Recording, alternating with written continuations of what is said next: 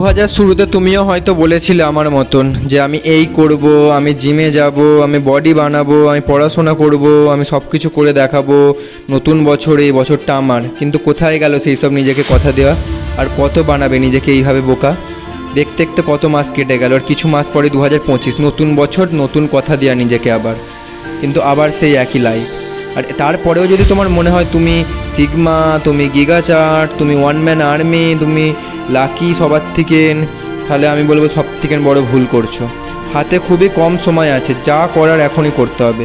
কাল করব, কালকে ডেটটা ভালো, কালকে নতুন মাস শুরু হচ্ছে, এই ভেবে ভেবে ভেবে ভেবে তুমি কাটিয়ে ফেলছো প্রত্যেকটা দিন, নষ্ট করছো রোজ। তুমি জানোই না তোমার কাছে পৃথিবীর সব থেকে বড় একটা ওয়েপেন আছে, সেটা হচ্ছে তোমার ব্রেন।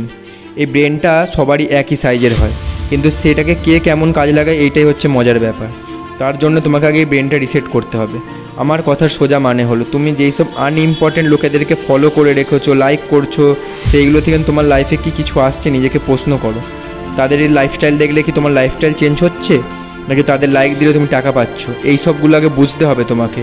না হলে নিজে থেকে না বুঝলে আমার মতন 1000-1200 লোক চলে হলে তোমাকে কেউ বোঝাতে পারবে না। নিজেকে এগোতে হবে নিজের স্বপ্নের জন্য।